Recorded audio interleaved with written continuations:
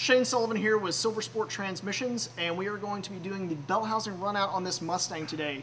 I am here with William, who is one of our installers and prototyping engineering helpers. And what we're going to basically be doing is showing you the most simplified way to do Bellhousing Runout and also the most accurate.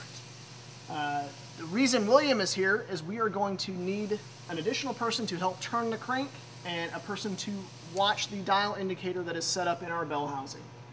So right now we have our bell housing set up with just the flywheel installed, and we have our magnetic base dial indicator in there attached, and then the pointer is on the register hole of the bell housing. This is a TKO transmission.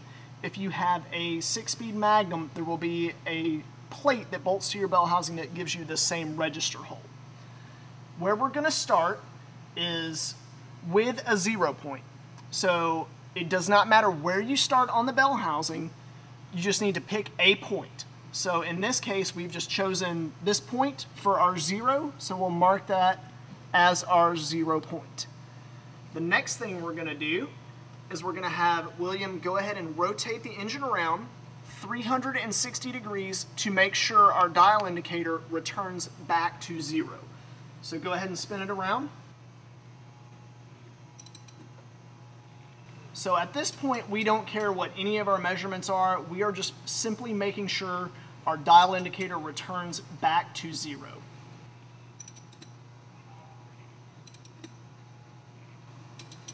All right, getting close, slow on up, keep on coming, a little more, and stop. All right, so we've returned exactly back to 0, which means we are good to go ahead and start our measurements. So the next step we're going to do is we're going to be looking for our most positive number. So with our dial indicator, that's any direction the needle moves past 0. We don't care about anything else.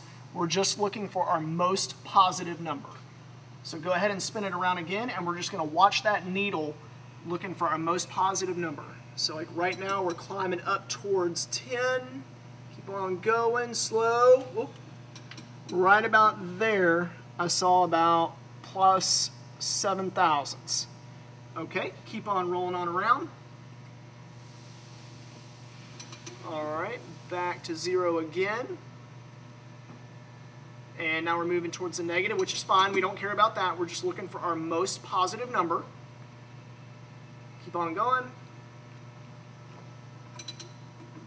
On rolling around. All right, so we're still in the negative.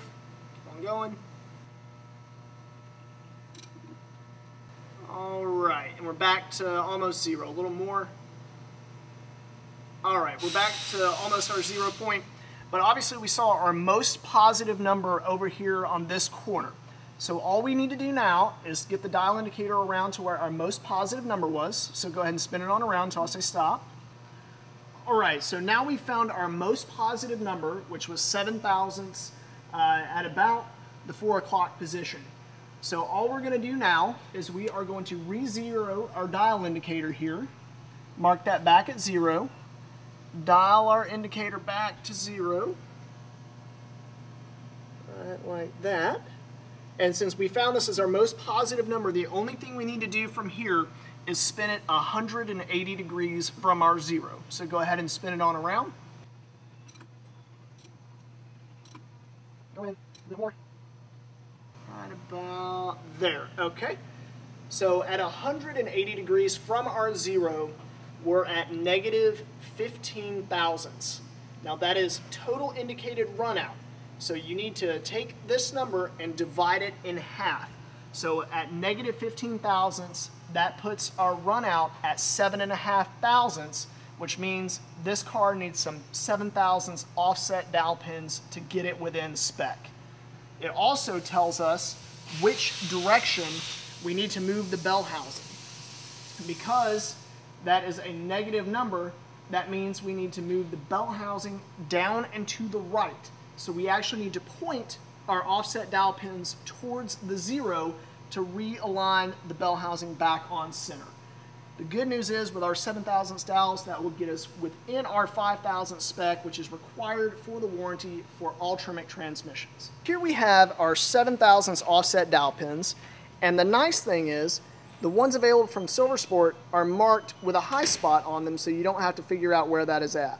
This number stamped in the end denotes the high point of the offset dowel and allows us to aim them according to what we found on our bell housing.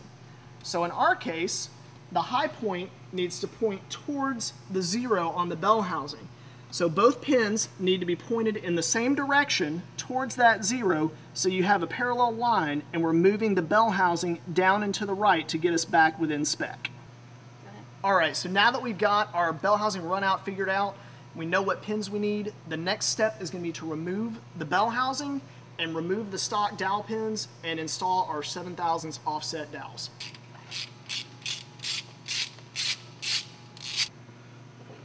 So, as long as we can turn, boom, that one came out. We're lucky on that one. We're just halfway there. Got one more. Okay, so now we've got our bell housing removed again, and we're going to be installing our new offset dowels. Keep in mind we need to remember the orientation of our dowels and make sure our high point was pointed towards our 0. So in this case, we've got a block plate for a QuickTime bell housing. Slide the dowel pins in. Remember, our 0 was down here towards 4 o'clock, so we need to make sure we aim our high point towards 4 o'clock. Those in and seated all the way in. Make sure again that they're both pointed the same direction in a parallel fashion. Pointed towards 4 o'clock there. Our ratchet, and then the nice thing about these dowel pins is how you lock them in the block. There's just an Allen screw in the center. You just got to run that in, snug that up, and that'll lock those in place so we don't have to worry about them moving. Alright, so when tightening them down, you may need to grab a wrench to actually hold the wrench flats on the dowel pin to keep it from moving while you're tightening it down in the block. In this case, for the 4 dowel pins, it is a 7/16 wrench.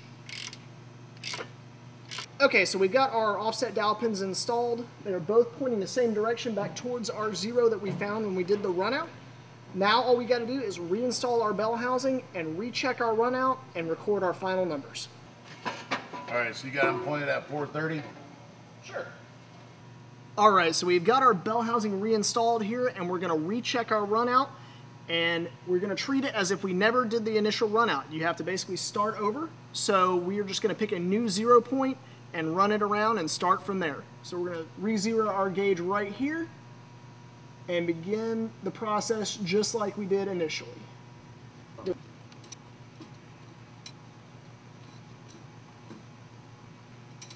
Alright, hold there. Okay, so we got our initial sweep around, we returned back to 0, and I caught it on the way back around here. Notice that we had a positive 1,000th right there. So we're going to spin our gauge back around, re-zero there, go 180, and that'll give us our final total runout. Let's go ahead and spin it around again.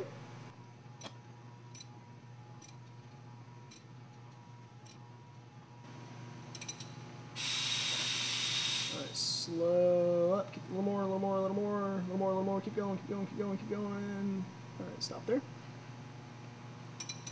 Alright, so we've re-zeroed our gauge now, and we're going to sweep around 180 degrees to give us our final runout.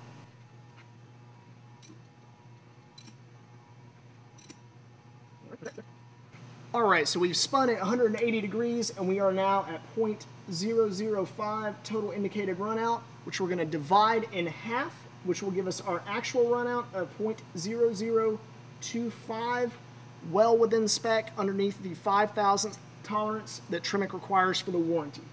Now that we've got our final runout of 2.5 thousandths, all we have to do is record it on the sheet included in the instruction manual with every transmission kit and email it in to service@shiftsst.com or send it to the fax number also listed on that same piece of paper.